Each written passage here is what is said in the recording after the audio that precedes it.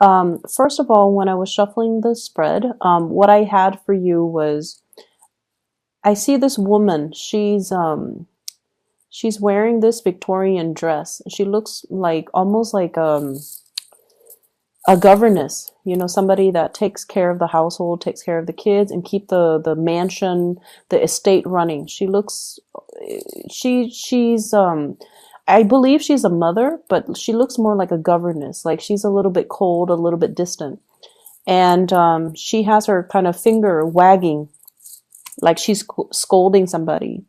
And then on the ground, you see this little girl. She's probably like 5 years old. She's holding a doll, and there are broken, like two broken plates on the ground. And it seems like she was scolding at the little girl because the girl probably broke those plates from the image that I saw.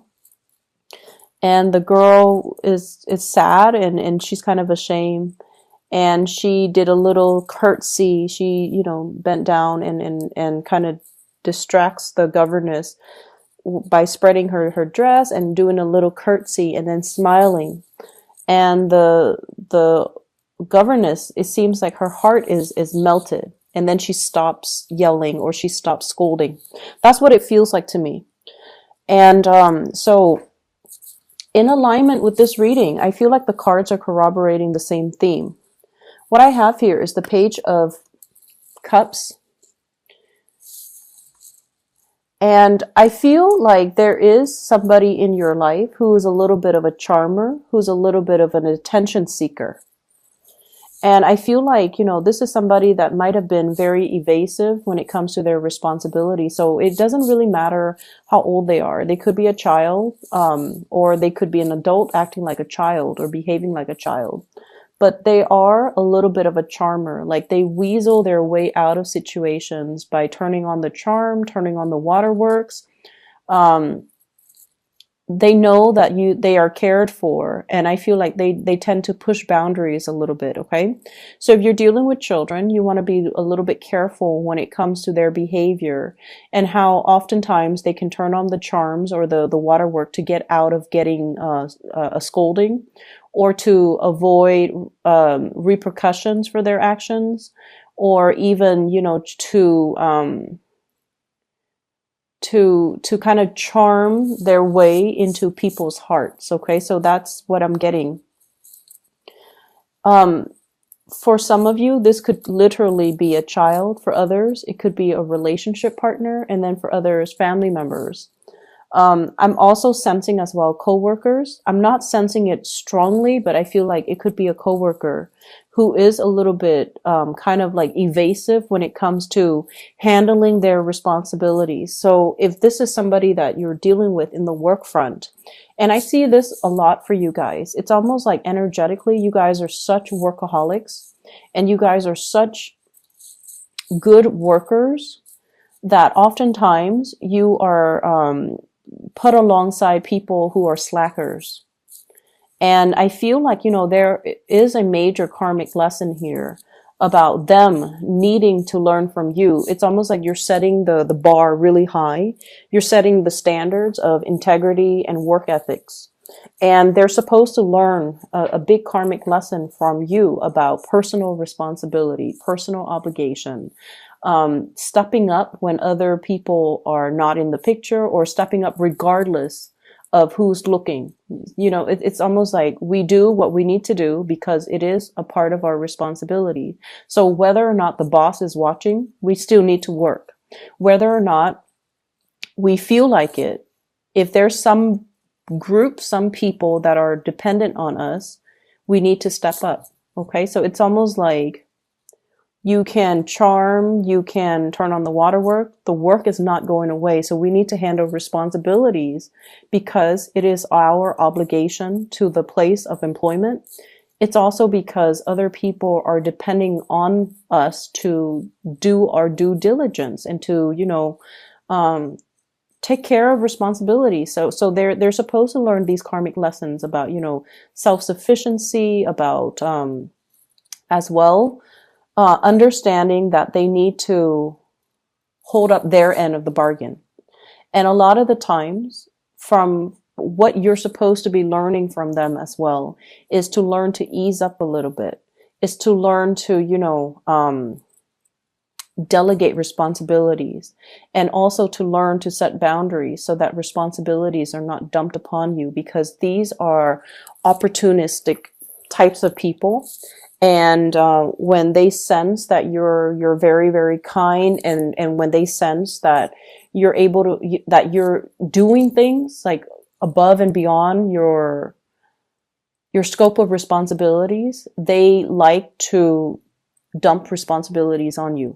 So I feel like there is a karmic lesson needing to be learned from both parties in the work environment. Okay. I definitely feel there's something cracking. It's almost like the straw that broke the camel's back. And so this week, there is a lot of responsibilities that you have to take care of. And you are not in a position to take on more. You're in a position to learn to say no to other people, to learn a very direct way to say no to people, to draw very clear boundaries, and to also set people in their place. Okay. What I have here is the 10 of Wands. This is a lot of things that you have to take care of, a lot of loose ends to tie up, a lot of things that you're physically carrying around. And if you are kind of like trying to avoid people, I usually think of this as like, he's using those wands to cover his face, not wanting to see people, not wanting to confront people, conflict avoidance, trying to just avoid certain people. This is really a week for you to step into this power with the Ace of Swords. This is like saying what's on your mind and meaning it, and learning to say no to people, learning to cut people out. Okay. The man on the horse, he's a little bit shocked by this Ace of Swords. It's coming out in such a fast and swift and truthful manner that he didn't expect. So if you have been kind of like, the doormat, I feel like this is the week where it's like, enough's enough. I'm not going to be taking on other people's responsibilities. I'm already, stretched thin. I'm already wearing multiple hats. I'm already going above and beyond my scope of responsibilities, and it's not fair. So you're going to set the record straight, and you're going to preserve your time, which is very little and very precious to you, so that you can take care of the things that you need to take care of. Okay.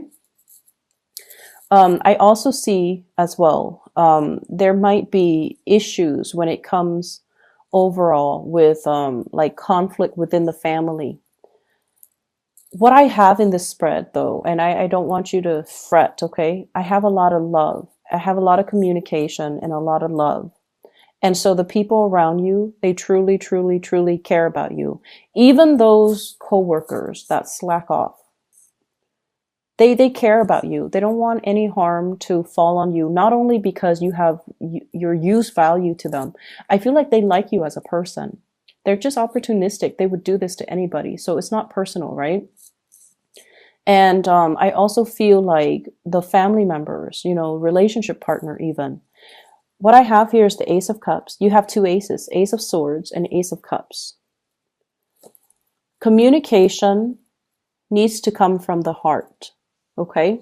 It's not about scolding. It's not about, chastising somebody for their wrongful behavior.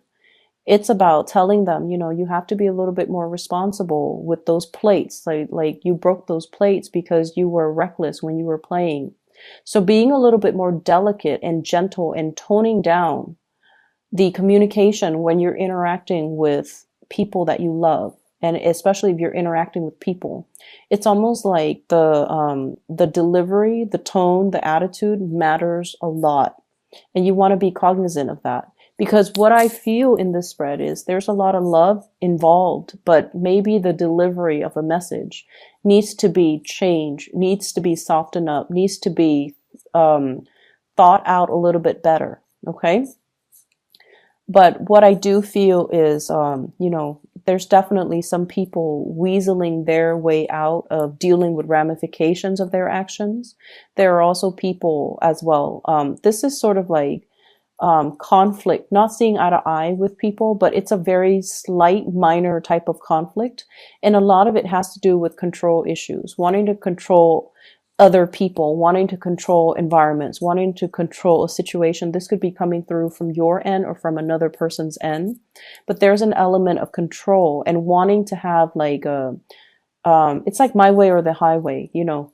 It's almost like, it's not so much about the broken plates because, you know, the image that I saw was a child. Children are going to be children.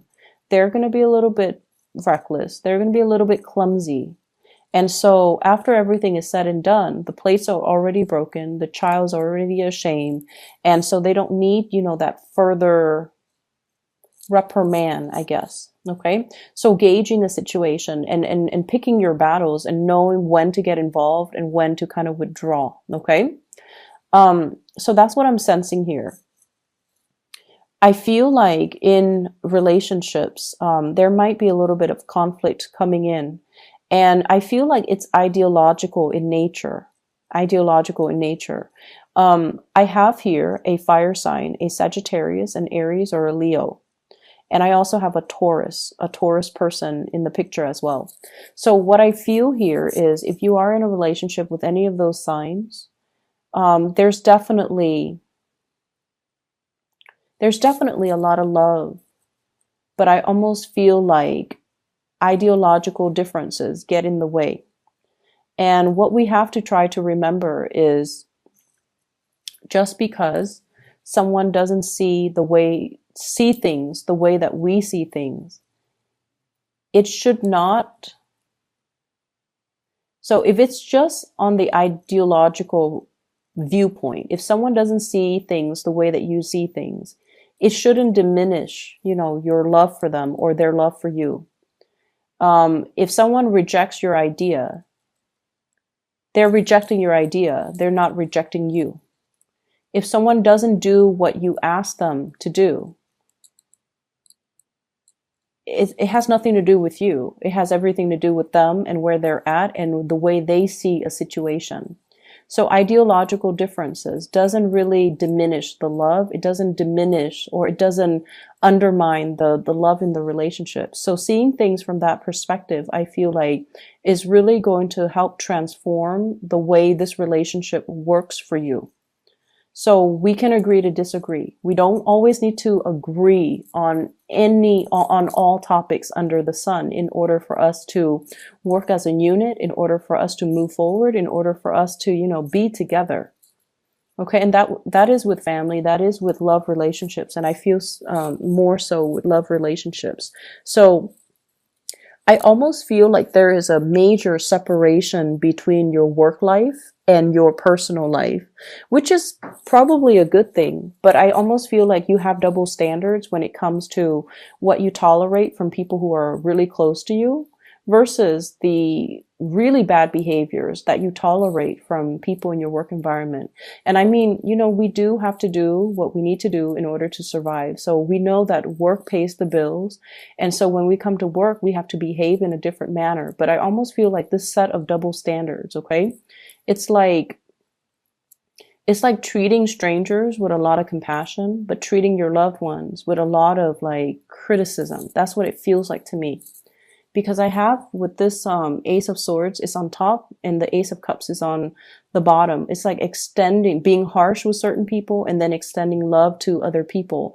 And you want to make sure that the people are deserving. Okay. You want to make sure that the people that are doing their due diligence, that are, you know, taking care of their responsibilities are the ones that should be getting the love and the support. Whereas the ones that have been reneging on their responsibilities, that, you know, leave things to the last minute, are the ones that should be getting chastised. So I feel like directing your energy towards the right people rather than directing your focus, directing your energy towards the right people rather than penting up your energy and your anger and then having it come out directed towards the wrong people, the ones that don't deserve it, the ones that are just like on the sidelines. and the ones that have nothing to do with the root of the problem. Okay, so this is a week for us to kind of reassess where we have been too harsh and where we are giving our energy. And especially if we're giving our energy to people that are charming and just evasive and irresponsible, when we should be giving the love to people who are, doing their fair share of the work, who are responsible, who have been nothing but honest. So I feel like that element is coming through. You might be called in to mediate situations as well. And I feel like there might be, I'm seeing like an interview panel. It's like they're deciding on the next candidates, and somebody might call out sick and you might be kind of like interim. You might be called in to fill that position on a panel where you are assessing people's work potential. You're assessing people's skills. You are assessing people's work history. So I don't know if you're on a panel to do that. So like I said, somebody might call out sick. You might be a filler. Or if you do this on a regular basis, I feel like there will be a lot of good candidates. Okay, so be careful about those charming ones. Be careful about the ones that are, super articulate. But when it comes to their work history, and you want to make sure you follow up and call their references. Okay, and asking the right questions. So I definitely feel like it's going to be a very busy week. There's lots to do and lots to take care of. And you need to keep your kind of like your mind razor sharp and pick your battle so that you're not stretched too thin. I'm seeing as well, I honestly feel many of you have a lot of support from the people in your work environment, especially the higher ups. Okay. I mentioned this with Libras as well, but I also feel it coming through from you. With Libras, it seems like they're getting a lot of assistance. And I feel like with you, you don't reach out. You never reach out when you have, when you need assistance. You are very stoic. And this is like earth sign. This is typical earth sign energy. You, Taurus, Capricorn, you guys are very stoic. You guys are self-sufficient, and you pride yourself, especially you and the Capricorn. You pride yourself on being self-sufficient, on being able to do things on your own. And you work best actually when you're on your own, when you're left to your own devices, because you know what needs to be done. And so the whole process regarding teamwork, group effort, all of those things are nice in theory, but in real life, they hinder progress. In real life, if you're left to your own devices, that's when magic happens. And so you might be shying away from group work. You might be shying away from, working together with other people, because everyone's going to have their own agenda, and everyone is not on the same page when it comes to their reliability, and everyone's not on the same page when it comes to their ability to take care of things. So I feel like, group work is just like the bane of your existence. I'm also sensing as well, I'm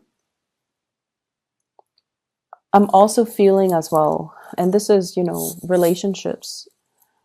For those of you who have recently broken off a relationship, and especially if children are involved, like a separation, a divorce, or something like that, I feel almost like a coming together in the relationship for the sake of the kids, wanting to resolve things or wanting to stay together, wanting to give it one last try, or wanting to, make amends and repair these rifts, because there's a lot of love. There's definitely a lot of love. And there's definitely, the element of children involved as well, because you want to keep the environment stable and just you think it's going to be good for the kids.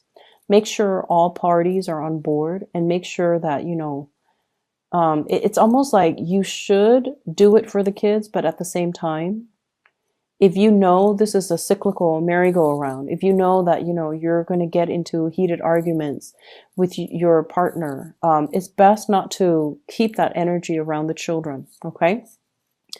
Learning to air out the dirty laundry, learning to air out these things behind closed doors, I feel is the best strategy. Okay. So you might be dealing with somebody who's very explosive. Like when they're upset, they need everybody to know that they're upset. They're kind of like a little bit like dramatic.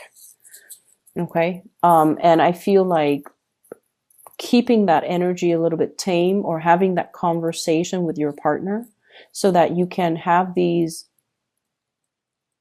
so that you can remove the children away from the conflict, or you can, air out your differences behind closed doors. I feel like that's the more adult thing to do.